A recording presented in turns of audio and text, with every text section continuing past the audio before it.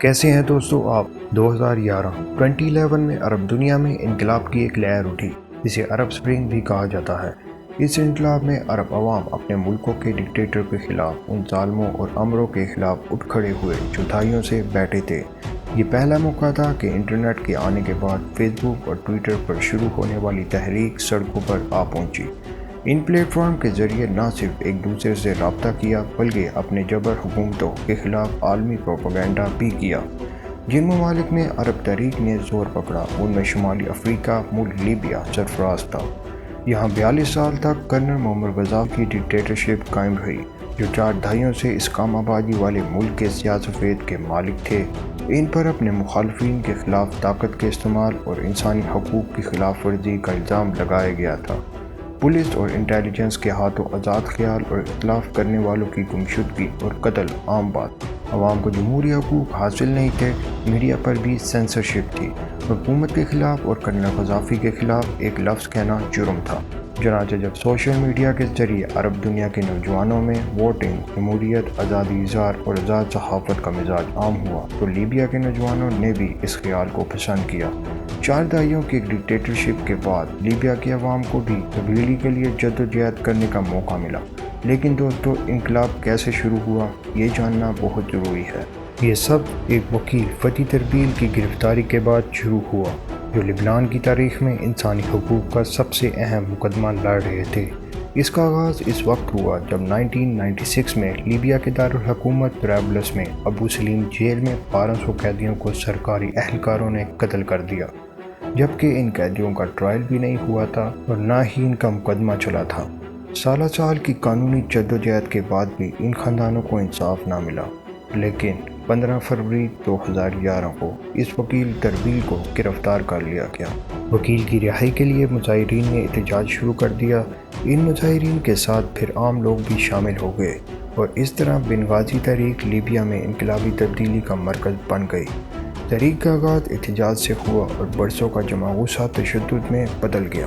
معمر غدافی کے خلاف ان مظاہرین نے کرنل غدافی کے سیاسی مخالفین سے بھی ہاتھ ملا لیا اور ان سیاسی مخالفین کے پاس کیا تھا؟ کلیشنکوفیں اور دوسرے ہتھیار بھی۔ ان سب نے بنغازی میں فوجی بیرک اور پولیس اسٹیشنوں پر حملے شروع کر دیے۔ بڑی مقدار میں اسلحہ لوٹ لیا گیا اور معمر غدافی کی حکومت کے خلاف مسلح جدوجہد شروع ہو گئی۔ یعنی مخالفین نہیں بلکہ مظاہرین کے بڑے حصے کے پاس بھی اسلحہ تھا۔ انہوں نے بنغازی میں قومی عبوری کونسل کے نام سے اپنی حکومت قائم کی۔ اپوزیشن لیڈر مصطفیٰ عبد الجلیل کو اس کونسل کا چیئرمین مقرر کیا گیا۔ کرنل غدافی بھی اس صورتحال کو طرابلس سے دیکھ رہے تھے۔ غدافی کے پاس باغیوں سے بہت زیادہ طاقت تھی، 50,000 فوجی، 2,000 سے زیادہ ٹینک، 35 ہیلی کاپٹر اور 200 سے زائد لڑاکا ہتھیار لبنان فوج کے پاس تھے اور یہ فوج کرنل غدافی کے کنٹرول میں تھی۔ مقابلے میں مخالفین کے پاس صرف 20,000 جنگجو تھے جن کے پاس صرف کلیشنکوفیں تھی، کچھ مارٹر بم، کئی راکٹ لانچر، 11 شگن بندوقیں اور کچھ ٹینک بھی تھے جو انہوں نے لبنانی فوج سے ہی چھینے تھے۔ جی ہاں، ان کے پاس فوجی گاڑیاں نہیں تھی اور اس کمی کو پورا کرنے کے لیے پک اپ ٹرک کے اوپر ہیوی مشینری گنز لگائی گئی اور ان گاڑیوں کو فائرنگ کرنے والی گاڑیوں میں تبدیل کر دیا گیا۔ مظاہرین کو ایک طاقتور ملک سے بھی بیرونی حامیت ملنے لگی۔ یہی وہ لمحہ تھا جب فرانس، برطانیہ اور امریکہ جنگ میں کود پڑے۔ امریکہ اور اس کے اتحادیوں نے لیبیا میں نو فلائی زون کے قیام کا اعلان کر دیا۔ امریکہ، برطانیہ اور فرانس لیبیا کی عوام کی مدد کر رہے تھے، لیکن دراصل یہ ممالک کئی سالوں سے کرنل غدافی کا تختہ الٹنا چاہتے تھے۔ خاص طور پر امریکہ اور برطانیہ کو غدافی کا دشمن قرار دیا گیا۔ مثال کے طور پر اس کی ایک وجہ یہ تھی کہ جب 1996 میں معمر غدافی نے لیبیا پر قبضہ کیا تو امریکہ اور برطانیہ کو سب سے زیادہ نقصان اٹھانا پڑا۔ معمر غدافی نے لیبیا میں امریکی اور برطانوی فوجی اڈے ختم کر دیے۔ پھر معمر غدافی نے لیبیا کے آئل فیلڈز کو بھی امریکہ اور برطانیہ کے کنٹرول سے چھین لیا۔ نیشنل آئل کارپوریشن بنائی گئی اور ملک لیبیا نے اپنے قبضے میں لے لیا۔ دونوں ممالک لیبیا میں معمر غدافی کو اپنا دشمن سمجھتے تھے۔ اب باغیوں نے بھی بیرونی اشارے پر دارالحکومت طرابلس پر حملہ کر دیا۔ مغربی ممالک کرنل غدافی کو مجرم کے طور پر پیش کرتے رہے۔ اس کے علاوہ امریکہ اور یورپ میں لیبیا کے تمام اثاثجات کو بھی منجمد کر دیا گیا۔ قذافی کے $34 ارب سے زائد کے احساسات منجمد کر دیے گئے۔ قذافی اس حد تک کمزور ہو گئے تھے کہ اگست 2011 کے آخر تک باغی ملیشیاز نیٹو کی فوجی مدد سے لیبیا کے دارالحکومت طرابلس کا کنٹرول حاصل کر لیا تھا۔ معمر قذافی طرابلس کے مشرق میں 450 کلومیٹر دور اپنے آبائی علاقے سوئفٹ کی طرف فرار ہو گئے، کیونکہ وہاں ان کے سب سے زیادہ وفادار تھے۔ القذافی حکومت کا خاتمہ ہو گیا اور خاتمے کے بعد بھی نیٹو نے ان کا پیچھا نہیں چھوڑا۔ نیٹو کی مدد سے باغیوں نے قذافی کے اس آبائی شہر سوئفٹ کو بھی اس طرح گھیرے میں لے لیا کہ باہر جانے والے سارے راستے پر انہی کے ناکے لگے تھے۔ کوئی اس شہر سے ان کی اجازت کے بغیر باہر نہیں جا سکتا تھا۔ لیکن ہوا یہ کہ ان سب کے باوجود بھی 20 اکتوبر کو 80 گاڑیوں کا قافلہ سوئفٹ سے روانہ ہوا۔ اس قافلے میں قذافی اور ان کے ساتھی شامل تھے۔ شہر سے مغربی طرف والے راستے پر چل پڑے، یعنی واپسی طرابلس کی طرف ان کا رخ تھا۔ صبح 8:30 بجے کے قریب نیٹو سے منسلک امریکی ڈرون اور فرینچ جیٹ نے قافلے کو نشانہ بنایا۔ اس حملے میں قذافی کی فوج کو کافی نقصان پہنچا اور باقی جو بچے تھے ان کو باغی یعنی جنہوں نے سوئفٹ کی ناکہ بندی کر رکھی تھی انہوں نے گھیر لیا اور مقابلہ شروع ہو گیا۔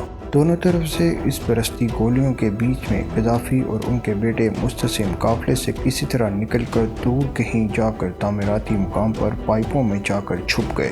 قذافی کے فوجی بھی مرنے لگے اور ان کا بھی گھیرا تنگ ہونے لگا۔ یہاں پر بھی وہ زیادہ دیر تک چھپے نہ رہ سکے۔ باغیوں میں سے ایک نوجوان عمران کو پتہ چلا کہ کرنل قذافی اور ان کے ساتھی یہاں چھپے ہوئے ہیں۔ پھر باغیوں نے کرنل قذافی اور ان کے بیٹے متسم کو ڈرینیج پائپ سے تشدد کر کے باہر نکالا، کیونکہ قذافی ڈرینیج پائپ سے نکلتے ہوئے شدید زخمی تھے۔ تاہم جب پکڑے گئے تو وہ ہوش میں بھی تھے اور اپنی جان کی بھیک مانگ رہے تھے۔ 42 سال تک ڈکٹیٹر رہنے والے عمر نے بھی آخری وقت میں کہا کہ میں نے تمہارا کیا بگاڑا ہے۔ جھوم کی چیخ و پکار میں یہ بھی جملے سنے جا سکتے تھے، کیا تم صحیح کو غلط جانتے ہو؟ مشتعل ہجوم نے کرنل قذافی اور ان کے بیٹے متسم کو مار مار کر ہلاک کر دیا۔ اس دوران قذافی کو ایک گولی بھی لگی اور شاید یہی ان کی موت کا سبب بنی۔ اس کے بعد لاش کو ویرانے میں کسی نامعلوم جگہ پر دفن کر دیا گیا تاکہ اس کا مزار کبھی نہ بنایا جا سکے اور لوگ اسے اپنا ہیرو نہ بنا سکے۔ بین الاقوامی انسانی حقوق کے مطابق کرنل قذافی کا ماورائے عدالت قتل ایک غیر انسانی حرکت تھی۔ عدالت ٹرائل کے بغیر کسی کو قتل کرنا انسانی حقوق کی سنگین خلاف ورزی میں تصور کیا جاتا ہے اور اس کی حمایت نہیں کی جا سکتی۔ اب بجائے کہ خود کرنل قذافی یہی کرتے تھے، جس کی وجہ سے ان کے خلاف خونی انقلاب برپا ہوا۔ اگر ظالم کو ظالم کی راہ پر مارا جائے تو عدل اور ظالم میں کیا فرق رہ جاتا ہے؟ انقلاب بظاہر کامیاب تھا۔ کرنل قذافی کو مغربی طاقتوں اور لیبیا کے عوام نے بظاہر راستے سے ہٹا دیا تھا۔ عرب سے پرجوش نوجوانوں کا خیال تھا کہ لیبیا میں سب کچھ ٹھیک ہو جائے گا۔ لیکن یاد رکھیں دوستو، اگر ظلم کا جواب ظلم سے دیا جاتا ہے، نتیجے میں اس سے بھی بڑا ظلم ہوتا ہے۔ ایوولوشن کے علاوہ بہتر تبدیلی کا راستہ کوئی نہیں، مگر یہاں کوئی ایوولوشن نہیں تھا تو لیبیا میں بھی پہلے سے بڑھ کر ظلم ہونا شروع ہو گیا، کیونکہ معمر قذافی کے 42 سالہ دور اقتدار نے بہت سے مسائل کو دبا رکھا تھا۔ پرانی قبائلی دشمنیاں اور دیگر مسائل دوبارہ سر اٹھانے لگے جن پر ان کی نظر نہیں تھی۔ اس میں اب ایک اور مسئلہ یہ پیدا ہوا، اس کم آبادی والے ملک کو کیسے آگے لے کر جایا جائے، کیونکہ حکومت کا تختہ الٹنے اور انتشار پیدا کرنے میں یہ لوگ ماہر تھے، لیکن ملک کو چلانے کے لیے بری طرح نااہل تھے۔ معمر قذافی کے بعد لیبیا میں ہزاروں کی تعداد میں ملیشیا فورس قائم ہو گئی۔ ان ملیشیاز نے انقلاب کے بعد غیر مسلح ہونے سے بھی انکار کر دیا اور لیبیا میں مختلف حصوں پر قبضہ کرنا شروع کر دیا۔ ملیشیاؤں نے لیبیا کی تیل کی سب سے بڑی دولت پر کنٹرول کرنے کے لیے لڑائی شروع کر دی۔ کچھ ملیشیاؤں نے تو لیبیا کی بندرگاہوں کی ناکہ بندی کر دی اور تیل کی سپلائی منقطع کر دی۔ اس قدر افراتفری تھی کہ لوگوں کا انتشار معمول بن گیا۔ لڑائیاں اور ٹارگیٹڈ کلنگ معمول تھا، خاص طور پر بنغازی میں، وہ شہر جہاں یہ انقلاب شروع ہوا۔ خانہ جنگی ختم ہونے میں نہیں آ رہی تھی۔ کرنل قذافی کا تختہ الٹنے میں مدد دینے والے ممالک بھی اس صورتحال سے محفوظ نہیں رہ سکے اور 11 ستمبر 2012 کو مسلح افراد نے امریکی قونصلیٹ اور اس کے قریب کمپاؤنڈ میں دھاوا بول دیا۔ اس حملے میں امریکی سفیر کرسٹوفر اور 3 دیگر امریکی ہلاک ہو گئے۔ سفیر کے قتل نے امریکہ کو ہلا کر رکھ دیا۔ وہ لیبیا میں باغیوں کی مدد کرنے کی بھاری قیمت چکا رہے تھے۔ لیبیا میں انقلاب کے نتائج نے امریکی صدر اوباما کو شدید مایوس کیا۔ صرف 67 لاکھ آبادی کے ملک لیبیا میں کرنل قذافی کی ہلاکت کے بعد خانہ جنگی کی بوتل سے جو جن نکل آیا تھا اسے واپس آنے میں بہت وقت لگے گا۔ بغاوت کے آغاز میں معمر قذافی کے آخری الفاظ، اگر یہ ممالک مجھے ہٹانے میں کامیاب ہو گئے تو یہاں اور مسلم ممالک کی عوام میں کوئی نہیں بچے گا، اور یہ بات وقت کے ساتھ سچ ثابت ہوئی ہے۔ لیبیا کی عوام اپنے عزیزوں کی جانیں دینے کے بعد یہ بات سمجھ گئے ہیں کہ جب میں جاؤں گا تو لیبیا کی شان و شوکت بھی اپنے ساتھ لے جاؤں گا۔ آپ اس بارے میں کیا کہتے ہیں؟ اپنی قیمتی رائے نیچے کمنٹ سیکشن میں ضرور دیجیے۔ ملتے ہیں آپ سے اگلی ویڈیو میں، تب تک کے لیے اپنا خیال رکھیں۔ فی امان اللہ۔